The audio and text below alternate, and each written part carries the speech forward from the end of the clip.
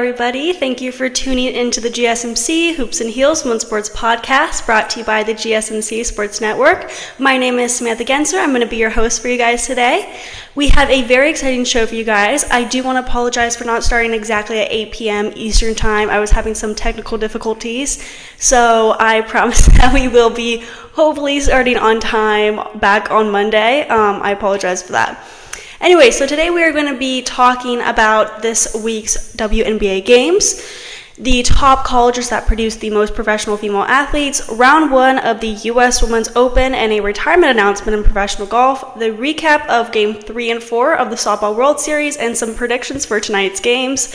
And make sure you stay till the end of today's show to hear about predictions of Week 3 of the CrossFit Semi-finals. Before we begin, I wanted to remind you guys to like and follow the show, and to become a part of our show to tip and donate using the link gsmcpodcast.net. We also do get a lot of questions and comments that comes from viewers during the show, so to ensure that your questions get read on the air, I ask that you use the link gsmcpodcast.net. This puts your questions at the top of the list so that I see them, and of course it really does help the show. Once again, the link is gsmcpodcast.net. Now, let's get started. I hope you guys enjoy today's content. Okay, so we're going to be starting today's episode off with one of my favorite segments today. We're going to be recapping this week's WNBA games. So we're only going to be talking about 10 games from this week for the sake of time. So we're going to start with Saturday, May 25th games. There were a total of 5 games on Saturday, but we are just going to talk about 3 of them. Starting with the first game, New York Liberty v. Minnesota Lynx. The Lynx beat Liberty 84-67, which is a fairly decent gap. Liberty had a total of 18 turnovers. A lot of them came from miscommunication and mistakes that they simply should avoid. In general, though, the Liberty has turned the ball on 20.7% of their possessions in the start of the season so far, which is the 4th highest mark in the WNBA so far, so that's not good for them. That combined with their poor three-point shooting has made things a lot harder for them on offense so far. But there still were some good things that came out of this game. With her rebound at 2 minutes and 58 seconds of the third quarter, Breanna Stewart became the 5th fastest player in WNBA history to reach 2,000 rebounds. Stewart finished with 20 points and 11 rebounds for her league-high 4th double-double of the 2024 season. Leonie Fibich set a new career high for points with 2 3-pointers in the second quarter of the game, and Sabrina Ionescu posted 13 points and added 2 3-pointers to extend her streak of regular season games with at least one made 3-pointer to 31, which is the longest active streak in the WNBA. The next game was the Connecticut Sun v. Chicago Sky. The Sun came on top with a final score of 86-82. Connecticut's Dawana Bonner scored 19 points, and teammate Alyssa Thomas was ejected after hitting Chicago's Angel Reese in the neck in the Suns' win. DeJohn Carrington and Breonna Jones each scored 16 points, and Ty Harris added 15 for the Sun, who remain the only unbeaten team in the WNBA so far. So they're doing really good, obviously. Thomas was ejected for a flagrant foul too late in the third quarter after wrapping her hand around Reese's neck and knocking the rookie to the ground. Reese made the 2 foul shots with 3 minutes and 41 seconds left the period to give Chicago a 60-59 lead. Carrington countered with a layup 38 seconds later, and then Bonner's 3-pointer with 7 minutes and 3 seconds remaining made it 78-71. For Chicago went on an 8-0 run, and Dana Evans' 3-pointer with 5 minutes and 3 seconds left gave the Sky their last lead at 79-78. Bonner then followed with a 3-point play and a mid-range jumper, and Connecticut led the rest of the way pretty much. Marina Maybrace scored 23 points for Chicago, and Evans had 13. Reese finished with 13 points and 5 rebounds. It was a good game overall, and it definitely was kind of back and forth at some points, which makes it more interesting. Both teams are very skilled, but, Connecticut Sun is currently unbeaten. I would say they're the best team in the league right now. I would put them on first for power rankings, so they definitely deserve that win in there. Though the next game on Saturday that I wanted to talk about was the Phoenix Mercury versus Dallas Wings. The final score was 107-92, and the Wings really showed up for that game. Right from the start, the Phoenix Mercury was unable to keep up with the Dallas Wings, playing behind the literally the entirety of the game. Even with a dominant third quarter, the Mercury were unable to use that momentum into the fourth quarter and fell 107-92 in the end, and that snapped their 3-game win streak. The Mercury couldn't stop guard Enrique Agumbawale from dominating the court after she scored 40 points on 11 of 24 shooting. Agumbawale led all shooters with 7 3-pointers. Mercury wing Kalea Copper led the comeback effort in the third quarter that put the Mercury within 4 points. She surpassed a career total of 3,000 points and finished with 32 points on the night. A lot of people are saying that the reason Mercury hasn't been doing so well is because they have a lot of people out for injuries right now, and Brittany Griner isn't there right now. Whole story with that. And I totally agree with that. They don't have their full stacked roster right now, and it's been hurting them for sure. The people that they have right now obviously have been amazing, Copper, but still, they do need some of those players to get back out there, of course. Now, moving on to Sunday, May 26th games, Los Angeles Sparks versus the Dallas Wings. The game ended in such a close score of 84-83 with the Wings winning. Enrique Agumbawale scored 20 points and Monique Billings had a double-double with 18 points and 12 rebounds. Dallas had an 8-2 run, getting what proved to be the winning point when Agumbawale made one of 2 free throws with 16.1 seconds left. Agumbawale limited to 4 free throws in the first quarter, scored 9 points in the second as the Wings took a 49-42 lead at the break. And then Cameron Brink added another 3 to give her 15 points, but she also had 3 fouls in the half, limiting her to 11 minutes. So that wasn't very great for her, but she still did really good. On the other hand, Lexi Brown made a long 3-pointer with 1 second left for the Sparks.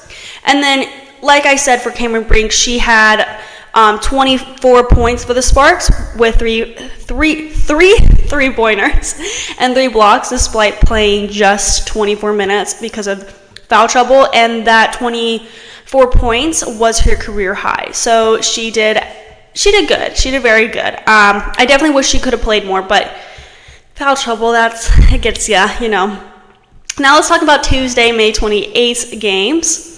The Indiana Fever versus Los Angeles Sparks game was a huge one as Caitlin Clark made WNBA history. I wanted to do a whole entire segment on this, but there is so much to talk about with Caitlin Clark right now that I was like, I want to just go off about it for a solid hour. But you know what? Maybe on Monday we'll have a whole entire segment dedicated to Caitlin Clark. We'll see. Anyway, for this game, she scored her season best of 30 points, dishing out 6 assists and grabbing 5 rebounds with 3 steals and 3 blocks.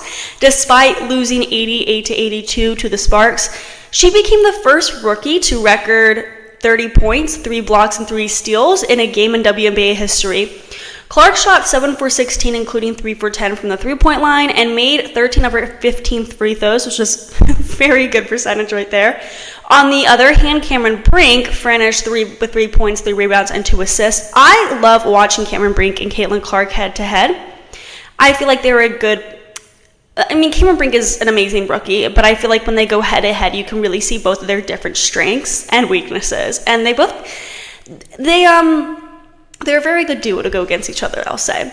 So, veterans Kia Nurse and R.E. McDonald stole the show also for the Sparks. Nurse scored 22 points, while McDonald added a season-high 21 points and 4 assists to help the Sparks rally for a victory just 3 days after losing to Indiana. So this was their comeback game.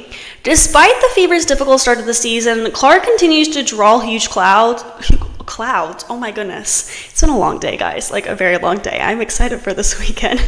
Clark continues to draw huge crowds with more than 16,000 again in attendance for Tuesday's game. So all of that interest has still been there, even though Indiana Fever has not been having their best of the best games and their best record right now. Someone just said a Caitlin Clark show would be awesome. I agree. How about an entire channel just for Caitlin Clark? Also on Tuesday, the Chicago Sky and Seattle Storm went head-to-head, where the Storm beat the Sky 77-68. Skylar Diggins-Smith scored 21 points, Jewel Lloyd added 19, and Seattle Storm pulled away in the third quarter for the loss. That's where they kind of went a little rough. Seattle led by 1 point at halftime before outscoring Chicago 26-15 in the third quarter to take control. Diggins-Smith and Lloyd combined to score 19 points in the period, and all of Seattle's points in the third came from inside the arc. Seattle went on an 11-0 run spanning the third quarter break to go ahead 71-52, but Chicago scored the next 12 points. The Storm regained control when Lloyd intercepted a long pass and sent it ahead to Diggins Smith for a three-pointer to extend the lead to 76-68 with 2 minutes and 25 seconds left. I'll say that quarter was surely interesting. It got really tight there. Now let's talk about some Wednesday games. The Atlanta... Oh my gosh, yes, someone just said beach time. I would love some beach time. I miss going to the beach like every single day. That'd be amazing. Anyway, so actually I'm wondering, do the basketball players, do they do fun little team getaway trips and stuff? I mean, obviously during the off season, but I wonder if they ever think about the ones that are like Los Angeles Sparks. Do you think they ever just have fun little getaway trips together? Actually, probably not. They're probably busy with them practicing. That was a stupid question. Anyway, moving on. Let's talk about the Atlanta versus the Washington Mystics, which was a final score of 73-67. This was a lot of a closer game than I thought it would be. This has been the Mystics' worst start since 2007. Yeah, it's not been going so well for the Mystics right now. Maisha Hines-Allen and Aliyah Edwards checked in and combined for 12 quick first quarter points. Edwards also had 3 rebounds in the period, all of which were offensive. The rest of their first half was pretty solid for Washington, particularly in passing. The highlight of the second half was a smooth runner that Ariel Atkins got to fall early in the fourth quarter, allowing the Mystics to retake the lead. They couldn't hold on, however, obviously, and they missed some crucial jump shots late in the game that would have kept them alive. Still, Atkins led the Mystics with 21 points, 8 rebounds, and 3 assists. So she had a good game, but the Mystics were just not able to keep up, and they really haven't been very much able to keep up with the other team so far, which has reflected on their record. Okay. Also on Wednesday, the Las Vegas Aces beat the Minnesota Lynx 80-66. The Aces are back in the game, and I think they get a better chance now of making it to the playoffs after this game. Asia Wilson had 29 points, 15 rebounds, and 4 blocks, and Jackie Young added 19 points and 10 assists. Wilson became the first player in WNBA regular season history to have 20-plus points and 10-plus rebounds in 5 consecutive games. Young narrowly missed her 5th straight game with at least 20 points and 6 assists. For the Minnesota Lynx, Nafisa Collier had 18 points and 13 rebounds, and Courtney Williams and Cecilia Sanlanicini each scored 12, and Kayla McBride added 11 points. This was one of the better games of the week because, honestly, I didn't know who was going to win. Minnesota Lynx have been doing really good, but also it's the Las Vegas Aces, and I wanted to see them get, their head back in the game and get to some more winnings, Anyway, now let's talk about the Thursday games. The Seattle Storm and the Indiana Fever went head-to-head, and not much of a shocker here, unfortunately. The Storm beat the Fever 103-88, despite 20 points and 9 assists from Caitlin Clark. 4 of Seattle's 5 starters finished with at least 15 points, led by Jewel Lloyd's 22, and Seattle as a team shot a sizzling 8 of 19 from beyond the arc. It was still a rough game for Clark, I'll say, as she had 7 turnovers, but the Storm as a team just overpowered the Fever. They kind of just look like a completely better team out there. I don't know how to explain it. Maybe it was, I don't know. It just looked like they were more together as a team. And finally, the last game I wanted to talk about was the Los Angeles Sparks versus Chicago Sky. Marina Mabrey led the Chicago Sky to an 83-72 victory over the Los Angeles Sparks with a stand-up performance of 20 points and 6 three-pointers, matching her career high. So great game for her. Elizabeth Williams contributed significantly with 17 points, 11 rebounds, and 4 blocks, marking the Sky's first home win of the season. Wait. I just realized, oh my gosh. I'm so sorry, guys. I totally flipped the scores right here. It is supposed to say 83 on the Sky side and 72 on the LA side. I'm so sorry, guys. That was confusing. I was speaking and I was like, no, I don't think that the Sparks won this game. Wait, maybe I'm incorrect on that.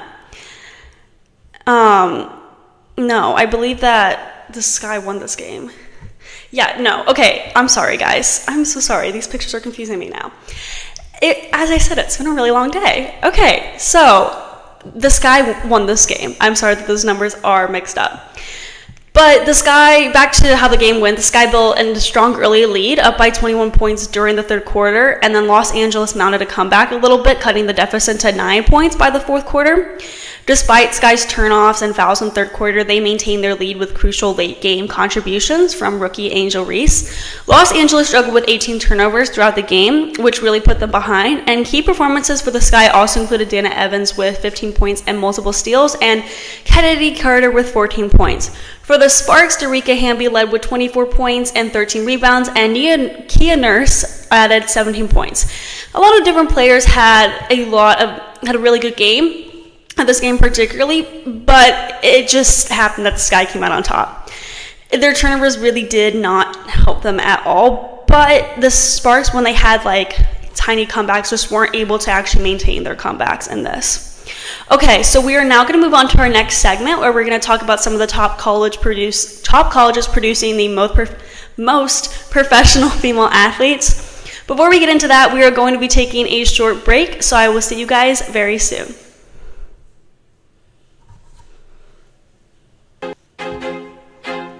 I feel like I'm losing my mind. Is everybody in the world blind? Please, Lord, give me a sign, a sign. I feel like I'm losing my mind. Is everybody in the world blind? Please, Lord, give me a sign, a sign. I wanna be the greatest. Everybody on the fake shit. I look around and feel like everybody is the fakest. I make this every day and I'm impatient, hoping one day I blow up from the basement. Statement, the top is so vacant. I don't hear shit that I think is amazing. Waiting for my day when I'm playing sold out shows for 1,000 faces. Hey, give me that crown, get in my way and to be put down. It ain't your place, all this my town. If I want that shit, then I'll get it right now. I'm losing it, the noose it fits. Some losing shit, a stupid myth. You choose to live or choose to dip. You choose to fight or lose your grip and lose a gift. I feel like I'm losing my mind. Is everybody in the world blind? Please, Lord, give me a sign, a sign. I feel like I'm losing my mind. Is everybody in the world blind? Welcome back, everybody, to the GSMC Hoops and Heels Women's Sports Podcast, brought to you by the GSMC Sports Network. We just got done talking about a recap of this week's WNBA games, and we're now going to talk about the top collegiate powerhouses shaping professional women's sports. So in the spirit of college applications and people committing to schools and such, I wanted to do a little different segment today where we're going to talk about the colleges that are best for athletes who want to go into the WNBA, PWHL, and WSL.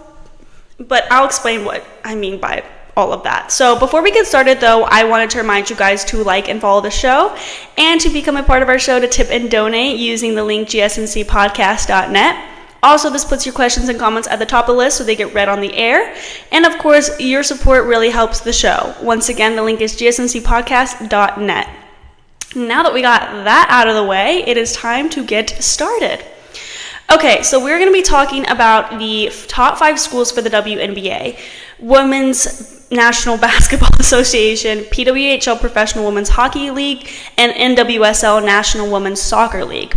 So we're going to start with the WNBA. And just to clarify what I mean, the top schools, I mean the schools that have produced the most draft picks or most professional athletes. For WNBA specifically for this, we're going to be talking about the schools that have produced the most athletes into the league themselves. Not just this year, I mean since the beginning of the WNBA. So the 2 schools that have come out at the top of this list should not be much of a shocker. It is University of Connecticut and University of Tennessee. They both have over 40 players drafted into the WNBA over their 27 years of the WNBA. The Connecticut program has produced some of the best players in WNBA history, highlighted by number 1 overall draft pick Sue Bird in 2002, Diana Taurasi in 2004, Tina Charles in 2010, Maya Moore in 2011, and Brianna Stewart in 2016. The late Pat Summitt led Tennessee until 2012, winning 8 national championships and sending plenty of lady volunteers to the WNBA. Of the 43 WNBA players drafted out of Tennessee, 29 came during Summitt's tenure, so including a pair of number 1 overall picks in Shamik Holsclaw in 1999 and Candace Parker in 2008. Third we have here is Stanford, with a total of 30 players drafted in the WNBA.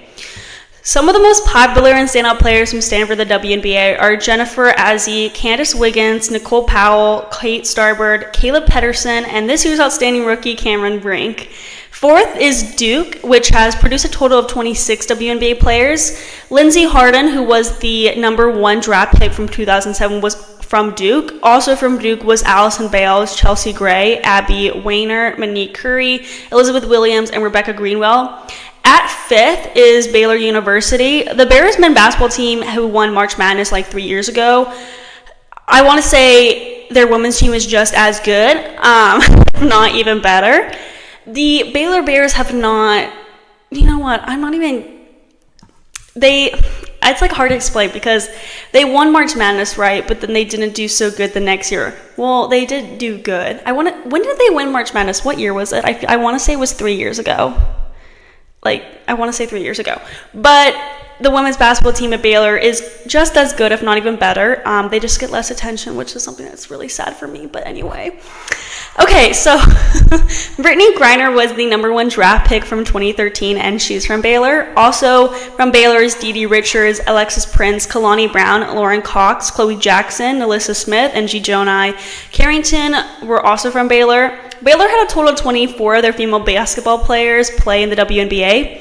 Baylor's also tied with Georgia, who also had 24 of their players play in the WNBA. This is strange, but there has not been a number 1 draft pick who was from Georgia. Little fun fact. I did not know that, and I was kind of shocked to see that because Georgia, I thought, has always been really good at women's basketball. You would have thought that they would have a number 1 draft pick from their school. But anyway, some of the greatest WNBA players from Georgia are Sherrill Baker, Kara Braxton, Keisha Brown, May Cadwell, Deborah Carter, Corey Chambers, Teresa Edwards, and Tracy Henderson. It's just so weird sometimes, like, there's so many players, like amazing players in the WNBA, that we all hear their names all the time. We all talk about them, but we never know what school they're from because they've been in the league for so long, or you're always focused on where the rookies are from, so you just kind of don't remember where other people are from, things like that. So, I don't know. I just like knowing where some of the top athletes are coming from, just because it is interesting to see, like, Stanford and Duke is very known for, and Tennessee is very known for softball as well. So it's funny to see that, like, these are the same schools that are known for other sports as well. It's cool to look at, I think. But just for some other interesting information, the rookies this year are kind of from everywhere, and I didn't realize how they're literally from everywhere. I mean, like, I see all the time, like, where they're from, but I always, like, forget that none of them are, like, from the same school. Caitlin Clark, as we know, played for the University of Iowa. Camila Cardoso played for the University of South Carolina. Cameron Blank played for Stanford. Rakia Jackson played for the University of Tennessee. J.C. Sheldon played for Ohio State. Angel Reese came from LSU. Markeisha Davis was from the University of Mississippi. Eli Edwards was from the University of Connecticut. Obviously, these are not all the WNBA rookies, but these are just some of the best rookies this season, and they all come from different areas in school, which is super cool and brings in a lot of new interest into the WNBA. I think it's definitely also helped the WNBA bring in a lot of new interest too, is by having such a diverse selection of draft picks. So now let's move on to the PWHL. We're just going to talk about this year's season.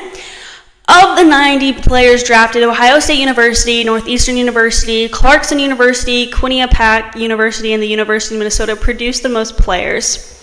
The players from Ohio State are, I'm going to pull up the picture. Oh, someone just said Baylor won in 2019. Thank you so much for telling me that, because I was literally losing my mind. How long ago was that? 5 years? Was it that long ago? Wait, that's not 5 years ago. 23, 22, 21. That wasn't 4 years ago. Okay, anyway, it was a lot longer than I thought it was. There's no way it was that long ago. That's so weird. I remember exactly where I was when they won and everything. That's so weird. Okay, anyway, the players from Ohio State University are Sophie Jaquez, Claire DeGeorge, Liz Snipers, Madison Beazell, Peyton Luvis, Jency Rose, Emma Maltius, Natalie Spooner, and Mitchu Tuominen. Jaquez is playing for Boston. Shepard and DeGeorge are playing for Minnesota. Beazell is playing for Montreal. Levis is playing for New York. Rosiel is playing for Ottawa. Spooner and Matthias are playing for Toronto, and Tuominen has a difficult situation considering she wasn't at training camp, and there were a lot of other stuff going on that we're not going to get into, so there isn't really necessarily a team that she's like assigned to, I guess. Okay, so Northeastern University produced 9 PWHL players as well. Erin Frankel, Alina Muller, Kendall Coyne, Schofield, Denisa Krevshiva, Maureen Murphy, Chloe Allward, Brooke Hobson, Haley Skarmura, and Maud Poland Labelle. Frankel plays for Boston, Muller plays for Boston as well, Schofield plays for Minnesota, and same with Krashiva. Murphy plays for Montreal, Allward plays for New York, and same with Hobson. Skarmura plays for Ottawa, and Poland Labelle plays for Toronto. At Clarkson University, the players are Lauren Gabel, now playing for Boston, Jamie Lee Rittray, also playing for Boston, Era Ambrose, playing for Montreal, Gabrielle David, also playing for Montreal, Elizabeth Gagiri, playing for New York, Ella Shelton, also playing for New York, Savannah Harmon, playing for Ottawa, Renata Fast, playing for Toronto, Erica Howe, also playing for Toronto, and Emma McKeon, also playing for Toronto. I find it so funny how there'll be so many people from the same school playing on the same team. I'm like, isn't that crazy? Like, I feel like when people graduate school, it's like they're always like, I'm gonna get away from everyone. Like, that's like a whole thing, and then like they end up playing on the same team. I don't know, random thought. Okay, don't make fun of how the way I say this school's name, Quinnipiac. I have been trying so hard to figure out how to say this school's name. I literally, every single time someone says the school's name, I'm like, how do you say that? Like, I can't say it, and I feel so bad. Okay, so ignore that. The players from this school are Cheyenne Darcanello, playing for Boston, Taylor Gerard, also playing for Boston, Nicole Costo for Boston, Emma Greco from Minnesota, Katie Tywin from Montreal, Corinne Schroeder from New York, Emma Woods also for New York, Lexi Odziha for Ottawa, and Zoe Boyd also for Ottawa. And then lastly, at the University of Minnesota, the players that came from this school that are now playing for Boston are specific. Oh my goodness, oh no, I'm so sorry. Okay, technical difficulties there, guys. I'm so sorry. Guys, I'm telling you, it is Friday. This has been a long day, okay? I'm so sorry, guys. Okay. University of Minnesota, the players that are playing for Boston right now are Hannah Brandt, Gigi Marvin, and Emily Brown. Now playing for Minnesota are Lauren Bench, Taylor Heiss, Amanda Laville, Kelly Panic, Lee Steckland, Grace Zoom-Winkle, and Abigail Boren. Now playing for New York is Savannah Narcos, and for Toronto is Olivia Knowles. Now let's talk about the NWSL. I love talking about soccer and just anyone that is on a soccer team in general. So we're going to focus on this year's season with the schools that have the most players drafted. Yesterday, I talked about the top 10 draft picks in the NWSL and how they're doing. So if you're interested in hearing about that, I recommend that you go ahead and check that video out. We're only going to go up to the top 4 schools because there are a lot of ties when you get farther down the list. Like, there was like 5 schools that were tied at 2, and I was like, I can't, there's no way I can go through all of that in 12 minutes. So we're just going to go to the top 4. So at number 1 should be no shock, University of North Carolina, Chapel Hill. This school's really known for their soccer, honestly most of their sports, and they have the first and second draft picks who are now killing it on the field. And if you're interested in checking that out, please go check out the video. I had a lot of fun making it. Allie Sittner was the number 1 draft pick, followed by Savvy King. Sittner now plays for the Utah Royals and has already scored multiple goals, and King plays for the Bay FC. Also from UNC is Macy Bell, the number 14th draft pick, who plays for Gotham. Sam Meza, the number 17th draft pick, who plays for the Seattle Reign FC. Avery Pedersen, the number 19th draft pick, who plays for the Houston Dash. And Julia Dorsey, the number 40 draft pick, who plays for the North Carolina Courage. Second was a tie between BYU and Penn State. From BYU is Brecken Mozingo, the number 4 draft pick, playing for the Utah Royals. Olivia Smith-Griffiths, the number 20 draft pick, playing for the Utah Royals as well. Olivia Wade-Katoda, the 23rd draft pick, playing for the Portland Thorns. Jamie Shepard, the number 30 draft pick, playing for the Bay FC. And lastly, Lavina Vaca, the 50th draft pick, playing for the Bay FC. For Penn State, they had the same amount. They're tied. Those players from Penn State were Washington Spirit, Kate Weisner, Portland Thorns, Peyton Linehan, Kansas City Current, Ellie Whaler, Orlando Pride, Corey Dyke, and Portland Thorns, Catherine Asman. Now let's move on to the third, and that would be Clemson University. Those players are the number 5th draft pick in Washington Spirit's Hal Hirschfeld, the number 13th draft pick in Washington Spirit's McKenna Morris, the number 32nd draft pick in Kansas City Currents Hal Makiewicz, and Carolina Conti, who is the number 34th draft pick and is now playing for the Bay FC. At fourth, there's a three-way tie. So yeah, like I said, there gets to be a lot of ties here. Stanford, Florida State, and Texas Tech are tied for having 3 of their players drafted in the NWSL. From Stanford, it's Bay FC Maya Dom, San Diego Waves Kennedy Wesley, and Portland Thorns Katie Duong. From Florida State, it's Chicago Red Stars Leilani Nesbeth, and Utah Royals Lawrence Flins and Kristen Roque. From Texas Tech, it is the Chicago Red Stars Hannah Anderson, Orlando Pride's Alex Kerr, and Racing Louisville's Madison White. All these players were so amazing. They're all different ways. I really recommend you guys go watch NWSL games and focus on the rookies or the people that just got drafted this year, the new players, because they've really been like killing it out there for real. Like, I'm so impressed by all of them, especially Alex Tratner. Okay, so we are now going to go into our next segment where we're going to talk about the round 1 of U.S. Women's Open and announce a professional golfer's retirement. Sad news. Before we get into that, we are going to be taking a very short break, so I will see you guys very soon.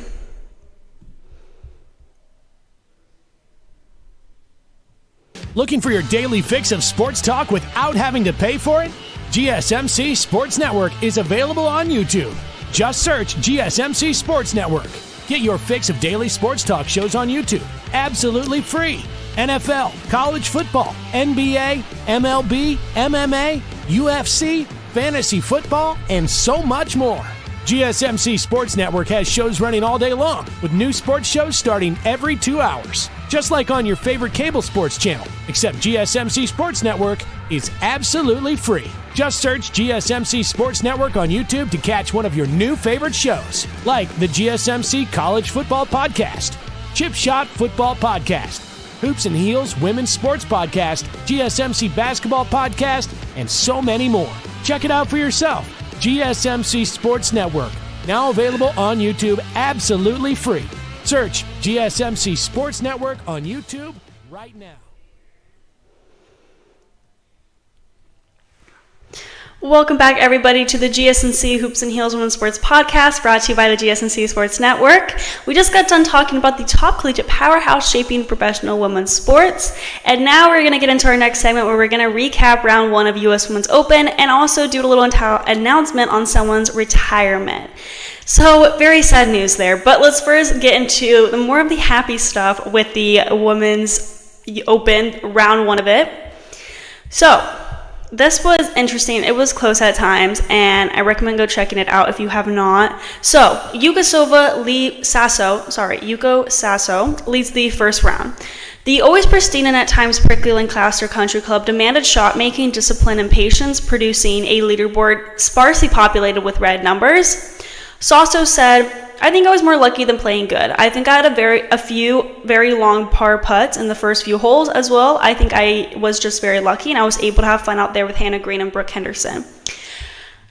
I personally don't think that, and let me remind you guys, I did not check out round 2 yet because I wanted to make some predictions and opinions before like any of that came out, and I wanted to focus just on round 1, if that makes sense. So I did not look to see how today is going. Obviously, we'll recap all of that on Monday or Tuesday. Make sure you check out the video then, our show then. But for right now, I don't think that Sasso will be able to carry the lead for the entire competition just because there are so many other fierce competitors that are right there with her. Her biggest competition, I think, is going to be Minjee Lee because they have very similar stats, and I have a feeling that Minjee Lee will end up getting in a better place than she will at the end of the competition. Don't count me on that, though. That is just what I was feeling when I watched this and saw, all the records and everything. Playing in a swirling wind that compounded the challenges of the dramatic elevation changes and precise positioning needed on the sharply contoured field, Yuka Sasso, who is the 2021 U.S. Women's Open champion at the Olympic Club, passed the test with 2 under par 68, one stroke clear of Andrea Lee, Wichani Machai, and amateur Adela Cernosek. I'm so sorry for pronouncing these names wrong. Y'all know I'm already bad at names. I really apologize. One stroke farther back at even par 70 are Young Kim, Alexander Fosterling, Chisato Iwai, Yuri Yoshida, Jenny Shin, and who was the 2012 U.S. Girls Junior and 2022 U.S. Women's Open champion, Minjee Lee. So based on, I'm trying to make sense of why I said that Minjee Lee was her top competitor at this moment, and that was mainly because she does have that record of being a champion, both in the girls junior division, but also in the, women's division. Also, right back there was reigning U.S. Women's Amateur Champion Megan Schofield, and also two other amateurs, Catherine Park and 15-year-old Astrid Talley, who went through qualifying to earn a spot in the field. Among those who found the test, though, tough were Rolex ranking number 1 Nelly Korda, who has won 6 times this year on the LPGA Tour. She also was going to the Olympics this year. And the reason I'm pointing this out is because I was shocked to see that she was having a tough time, considering that she is going to go to the Olympics, and she was the first one that qualified for the Olympics. So I was a bit shocked on that. But she began her round on number 10, and by the time she finished the par 3 12th hole in 10 strokes, the hill she had to climb to win her first U.S. Women's Open had grown significantly higher. Korda hit the back bunker on the 161-yard downhill test, playing well past the hole location near the false front. Her shot from the bunker failed to check up, caught the slope, and drifted into the creek. After a penalty drop, she failed to clear the false front with her fourth shot, took another drop, and made the same mistake again to fall to 8 over par just 3 holes into the U.S. Women's Open. Korda said afterwards, "Just honestly, I didn't play well today. Making a 10 on a par 3 will definitely not do you any good at the U.S. Open. Sorry, guys, I am so sorry. I can't read. Oh my gosh. Making a 10 on a par 3 will definitely not do you any good on U.S. Open. I started off really poorly, but played pretty well on the back 9. Just a bad day in the office. I'm human. I'm going to have bad days." I'm very much optimistic for her. I think she's going to have better rounds for the rest of the competition. I just think, you have a bad round sometimes, and this wasn't her best moment to start off with, of course, but considering her reputation and just the fact that she's an Olympian, I feel like she's gonna be doing better this competition. I think she just had a rough start, and knowing her, I think she's gonna be able to get back. For Friday's round or today, there are certain things that I want you guys to look at, or at least just know about. One of the things on clear display in Thursday's first round is the strength of amateur golf, and one of the things to look for today is whether more than 7 amateurs can make the cut. The best of the 21 amateurs in the field of 156 was Adela Cernosek, who toured Lancaster's Country Club and won under par 69. Megan Schofield, the reigning U.S. Women's Amateur Champion, was one stroke back at 70, along with 15-year-old high school freshman Astrid Talley and Catherine Park. In the last 3 U.S. Women's Open Championships, 4 amateurs qualified for weekend play. The most to make the cut in recent years was 7 in 2018. A very bunched up leaderboard certainly gives a lot of amateurs a chance to make a move on today. I like saying Friday, but it's also today. Also, keep an eye on the cut line. It will likely move around a bit during the day. That happens at mostly every competition, but just, always keep your eye on that. Among those well outside the cut number going into round 2 are Rolex ranking world number 1 Nelly Korda. Guys, I'm so sorry. I've had a long day and now I can't speak. Nelly Korda, number 14, Lydia Ko. The top 60 players and ties for 60th place make it to the weekend. If the cut were made after Thursday's first round, the number would be 4 over par. The win, I'll say, will also be worth watching as well. If it is frisky as it was in round 1, the elevation changes of Lancaster Country Club and the precision needed to place the ball in the proper place on that steeply contoured greens will once again be very demanding. So that is something that they would need to look out for. And also just in any round coming up, the wind is going to be a factor in it. So now we're going to talk about someone announcing their retirement. This was really sad news, and it's good to stay informed on who is still playing and who is not. So that's why I wanted to go over this. The person that just announced her retirement is Lexi Thompson. The legacy of Lexi Thompson began at the USGA Championship in 2007 when the 12-year-old prodigy became the then youngest qualifier in U.S. Women's Open history.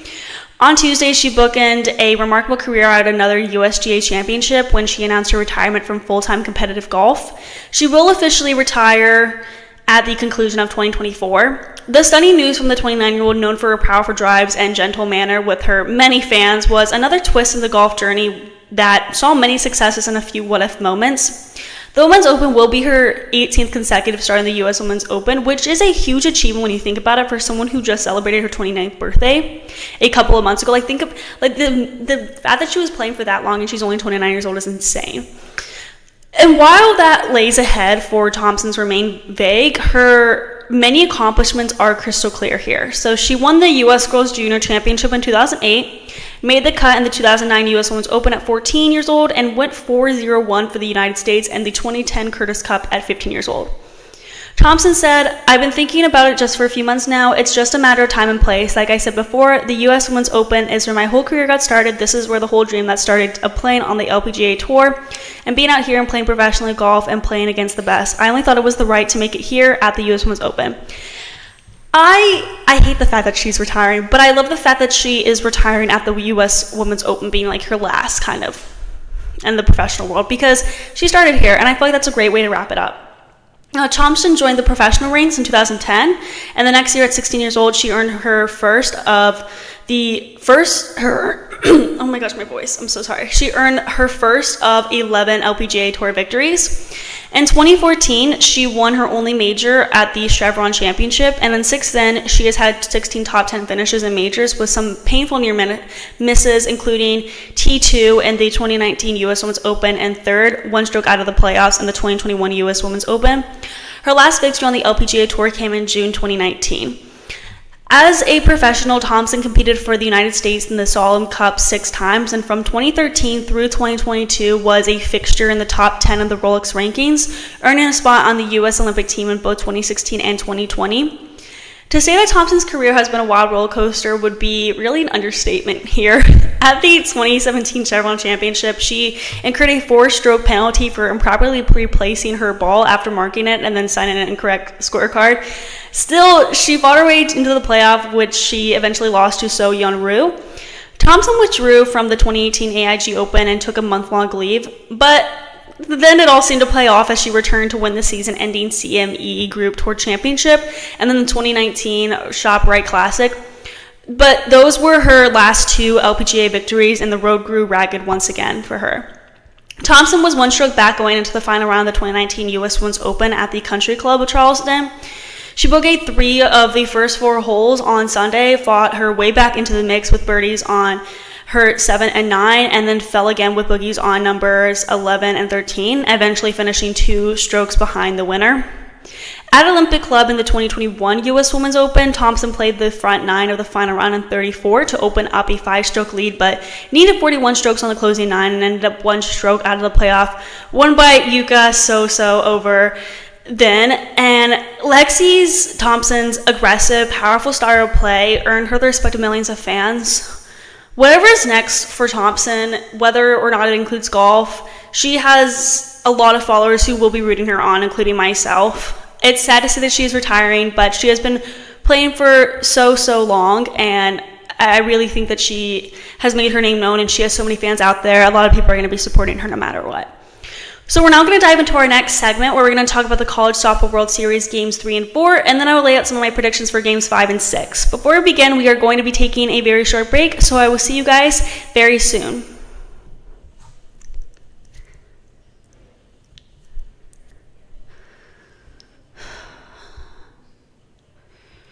For the best and latest podcasts available anywhere, go to the podcast app on your cell phone and type in GSMC to access free content-rich podcasts on health and wellness, book reviews, sports, entertainment, relationships, social media, movies, technology, finance, and even weird news. Subscribe and download the GSMC Podcast Network's family of shows, available everywhere podcasts are found.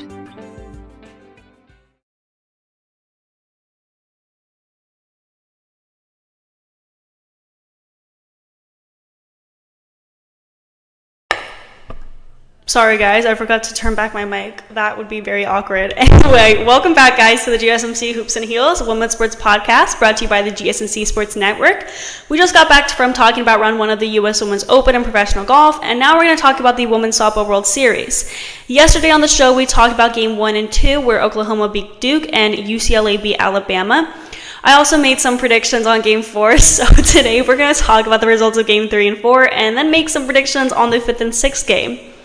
The 5th game is taking place right now, where Alabama and Duke went against each other. I'm so sorry, I just realized I forgot to change the title. Sorry about that.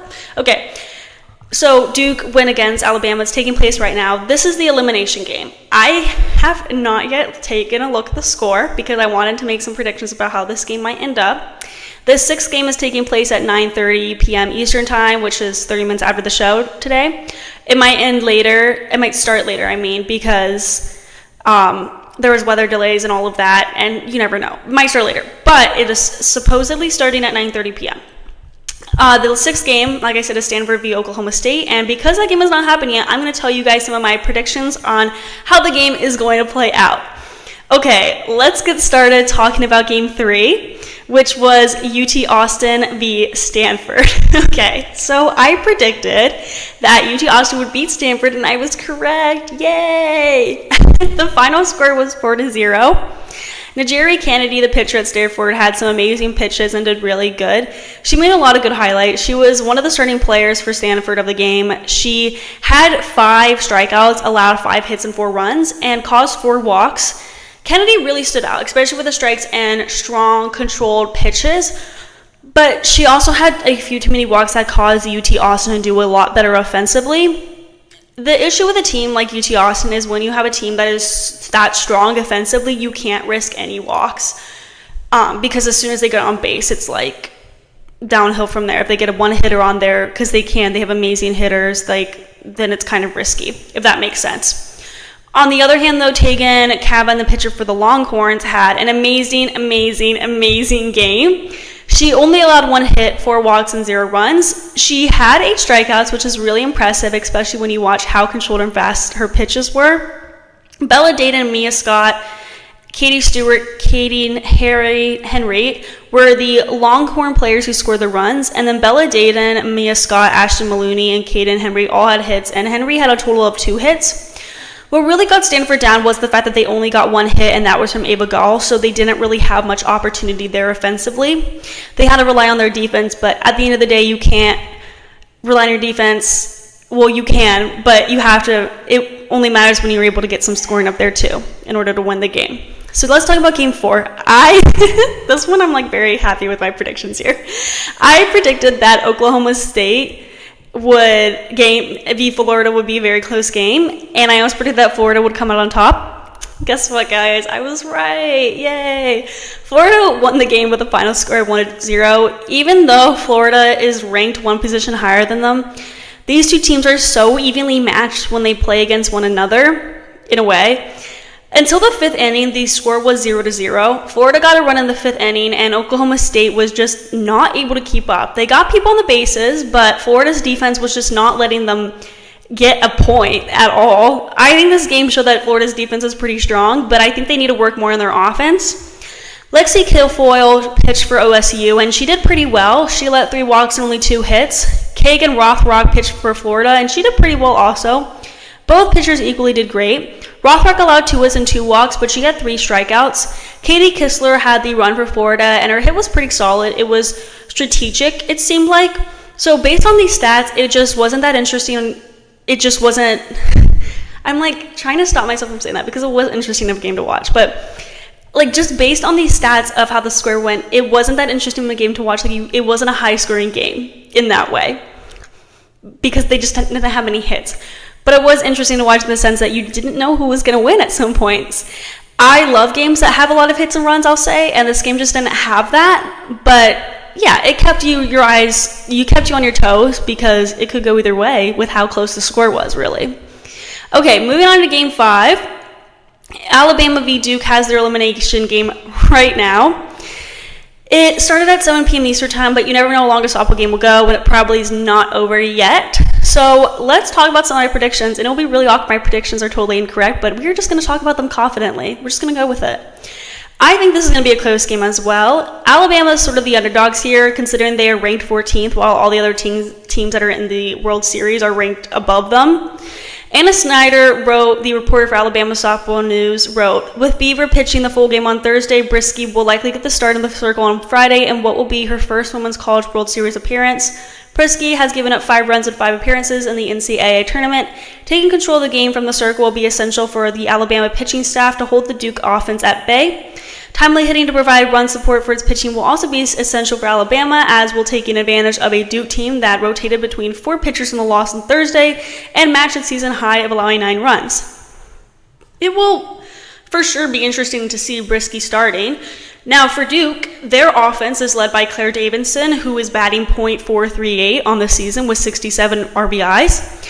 The Duke offense ranks 13th in the NCAA in batting average, but was held to 3 hits against Oklahoma. Now, Duke may rank ahead of Alabama in batting average and ERA, but Alabama has proved to be a difficult team to beat this postseason.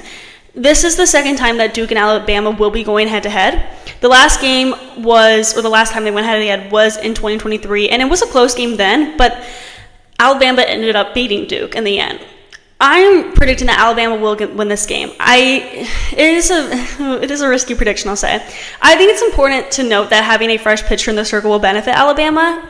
Brisky has done really well in the season, only giving up 5 hits in 5 games. Her fresh arm could be a strategic advantage, especially against a Duke team that might be, fatigued from using 4 pitchers in their previous game. Also, Duke's previous game exposed some vulnerabilities, especially in their pitching, as they allowed a season high of 9 runs. I think Alabama needs to capitalize on this by ensuring their hits are timely and effective, potentially putting pressure on Duke's rotation, which may still be recovering from the last outing. This game may be close and very competitive, but I do have confidence in some way that Alabama will end up going home with a victory. I'm hoping they do because they are technically the underdog in the situation. And also, it would be nice for them to win. Again, this would be the second time that they would win against Duke. So now let's talk about Game 6, which will take place after the show today. Game 6 is Stanford v. Oklahoma State. I think what is going to help Stanford in this game the most is Najeri Kennedy's strong pitches. Based on this season, Stanford just doesn't get enough offense. Like I've said in other videos, in their 15 losses this season, they've scored either 0 or 1 run 9 times. Taryn Kern is also their hope here because she's a good hitter. Like I've said before, she's the team leader in both on-base percentage and slugging percentage. Also, Stanford has a pretty strong defense. Now, on the other side, we have OSU, who I felt like didn't have their best game ever against Florida, but their superpower is going to be their pitcher, Lexi Kilfoyle, I think. The team also has been in the top teams for home runs, so I think they should do well on offense against Stanford. Carolyn Wang leads the team with 17 home runs and 51 RBIs, so if she has a good game, I think OSU's offense could be pretty dominant. For this game, I'm going to have to say that OSU might have a slight edge against Stanford and might take home the victory. OSU's offensive strength, particularly their capability to hit home runs, is a critical advantage. Their lineup indicates that they have the power to potentially overwhelm Stanford's defense. This ability to generate significant offense contrasts sharply with Stanford's, struggle to score in many of their losses this season. Also, Stanford's low offensive output in numerous games is a concern, particularly in high-pressure situations like this one. OSU, despite a less than stellar performance against Florida, has shown resilience and the ability to score heavily and pass, which might give them the edge here. While both teams have their strengths and weaknesses that sort of contrast with one another, I think OSU is going to win this game. That is what I'm predicting. That is what I'm thinking. Yeah. So now I'm going to go on and move to our next segment where we're going to talk about some more predictions, but this time we're talking about CrossFit. This is my favorite segment of today because I love talking about the CrossFit Semi-finals. I think it's so fun, and I think it's so fun to predict the CrossFit Semi-finals because they're all so amazing, all athletes that are and I'm just you can't I don't know, I have a hard time predicting for all of them because it's just so complicated because they're all amazing athletes. But we're going to get into it after we take a short little break here. So I will see you guys very soon after the break.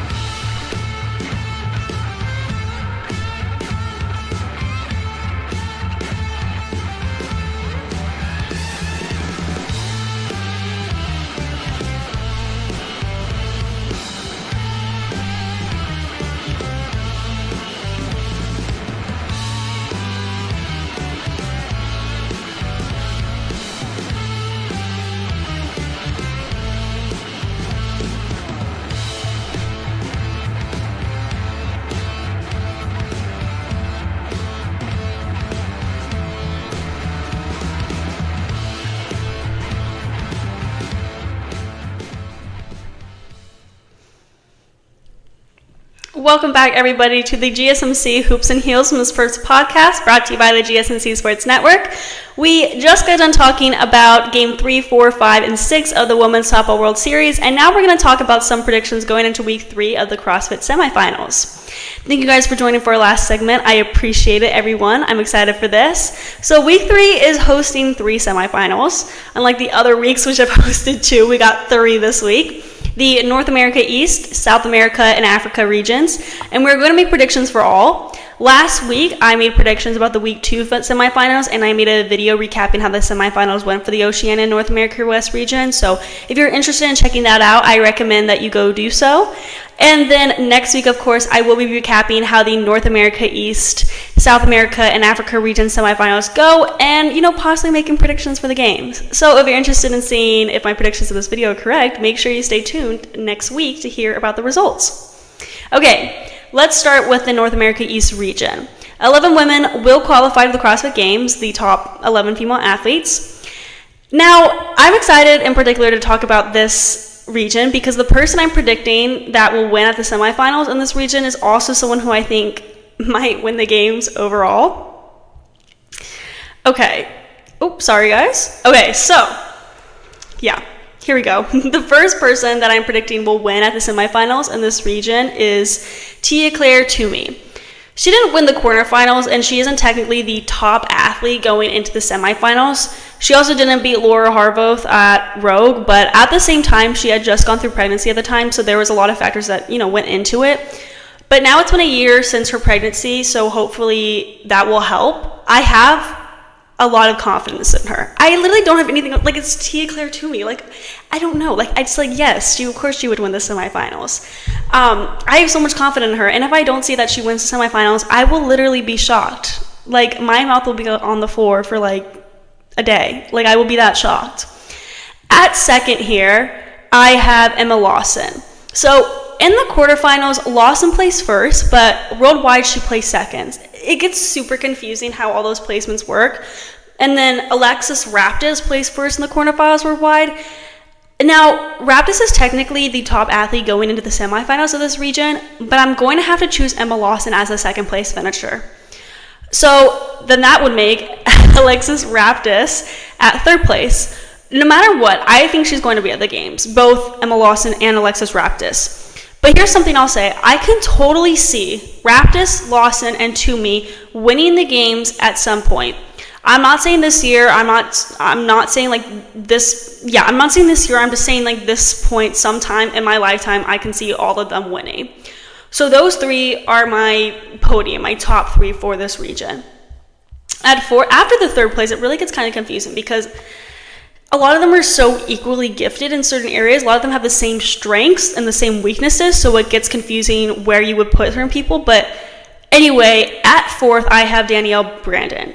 This region, I'll say, is particularly hard to make predictions, like I said, but there is still that number of women that I would be shocked to see them not qualify at the games. So they are on this list of 11, even if it's not even if I'm not 100% confident that it would be in this order. I definitely do think that they are going to be at the games.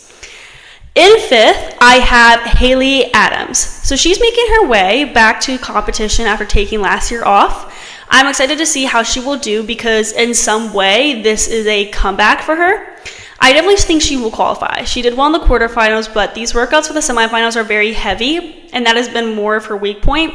I think she may come out and surprise us, though, with that. Next, I have Amanda Barnhart. Because of her previous injury, I don't think she'll be a podium contender at all, but she will still be in the middle and safe for the games, I feel like. Next, in 7th, I have Brooke Wells. Now, during the opens, she fell and tore her muscle, so I have concerns there for her. But because she has been in the game so many times and has that experience and possibly her injury is fully recovered, I think that she will place 7th or be around in that area and be qualified to compete in the games once again. I also just want to take a quick side note and say that how are all of these CrossFit competitors so beautiful? How do they look like that when they're working out? I'm sorry, what? I think it is so insane. I'm y'all are not human. The fact that you guys can do that, lift that heavy, run that fast, all of that, just do CrossFit in general, like compete at CrossFit nationally. Like the fact that they can do that is insane to me. But then on top of it, they look good when they're doing it. I'm like, that's not right. That's not human. Anyway, moving back on track. In 8th, I have Jordan Sheck. I don't think I'm saying that last name correct, and I apologize. I was really trying hard to figure out how to pronounce her last name, and I just could not get it. I apologize. Now, she went to the semifinals last year, placing 13th, and then the previous year, she also went to the semifinals and placed 14th. 13th and 14th are very, very close to qualifying out of the games, and she is only 21 years old, so she has that young energy in her advantage. I'm not like 100% confident that she might go to the games, but I feel like she should. Like if I could like pick people that I'd be like, you're definitely going. You're allowed to go. Like you don't need to qualify. Like I would have her because I feel like she's been working so hard and she's been so close to qualifying for the games that I'm like, this year better be the year that she is qualifying. In 9th, I have Aniha Greer. She has been competing for a while and has had a couple attempts to make the games and was very, very close also. My concern for her now is that she is short in height, and we have seen that being short has put you at a disadvantage in some of these workouts. Regardless, she is super strong, so she still has that shot and advantage in that. But yeah, we have seen some weaknesses in athletes be because of their height. I mean, when you look at like rope climbs and box jump overs, that is going to put you at a disadvantage if you are very short. Okay, and moving on to 10th is Paige Semeneza, who doesn't get much attention, but always just impresses everyone, I feel like.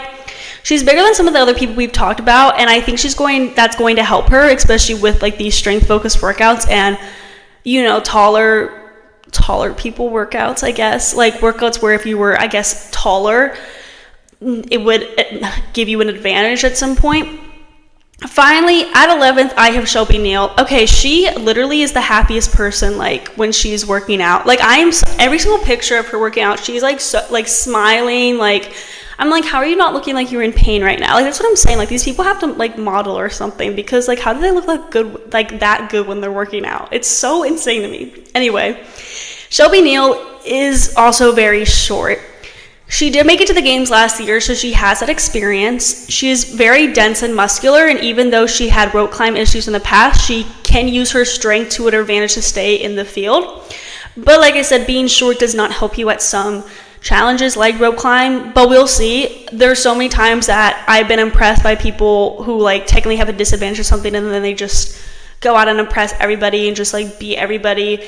So like, even if I say like you have a disadvantage at this or you have an advantage of this, like it's not 100%, because there's always people with just this like ability to just impress everybody with their skills and their strengths and weaknesses and whatnot. I don't even know if any of that just made sense, but you get the point. Okay, so that concludes the North America East region. So now we're going to move on to the South America region, where only 3 women will qualify for the games. At first, I have Victoria Campos. She was just so far ahead of everyone at the quarterfinals, like so far. So I have so much confidence that she will be first. If not, she will be in the top 3. And second, I have Emilia Drade. She was second in quarterfinals, and there was a pretty big margin between her and Campos, but then there was also a pretty big margin between her and the rest of the competitors. Lastly and third, this is a bit harder to make because there was just so many people that I could be like they would also qualify for the games in this region. It's really hard to make that prediction for, you know, the top 3, especially in this region, I guess. So, but I ended up putting Amanda Fusuma. I mean, okay, this is the craziest of my prediction because she placed 41st in the quarterfinals. But it was because she had a penalty in one event, at least. I mean, that's what I think, okay? Or maybe, I don't know. That's what I think happened, because when you look at her scores at the quarterfinals, you'll see that her event 1 score is just so significantly worse than the other events. And based on her reputation and history as a CrossFit competitor, I feel like event 1 score was because of a penalty. If that event 1 score had been more similar to her scores in the other events, then she would have likely been in the top 3 in the quarterfinals. So I have confidence in her coming out in the top, but then again, it's going to be very close with 3rd place in this region. I think that 3rd place is going to be like, oh, like no one predicted it correctly because it could have been, I just feel like it's going to be really close. But those two other people that I predicted for the top 2 and 1 place, 2 and 1, second and first place, I really have a lot of confidence that they are going to be there at the games. Moving on to the Africa semifinals, where literally only one woman will qualify from this region to the games. So for that, I have Gamere Reinecke. That there really isn't a competitor in this region who is just so above everyone else. Like the same thing with like that I just went over. Like it's just so difficult to make a solid prediction because there's so many people that are so close in talent, strengths, weaknesses, and all of that, and stats too, that I'm like, I can't make a solid prediction, but I am gonna have to go with Gamere Reinecke. I think it's going to be such a close, tight competition, but, Reinecke just has so much experience, and even though she didn't win quarterfinals, she did really well, and she has been to the semifinals 3 times, and last year she came 3rd at the semifinals, so if she has improved and gotten stronger, I think she has such a good shot of making it to the games this year. But then again, both regions are going to be super close. I mean, also North America East will be close, but my top 3, I just have so much confidence that they will definitely be in the top 3. We'll see if I'm incorrect, and if I am incorrect, it's going to be really awkward. But you know what? That's the fun of making predictions in sports, is it starts good conversation. So that concludes the show for today. Thank you guys for tuning in to the GSMC Hoops and Heels Women's Sports Podcast presented by the GSMC Sports Network. Your support means a lot to us, so please remember to subscribe to the show and leave a positive review. It really does make a difference. We also invite you to follow us on Facebook, Twitter, TikTok, and Instagram for more content and updates. Thank you guys once again, and have a wonderful day.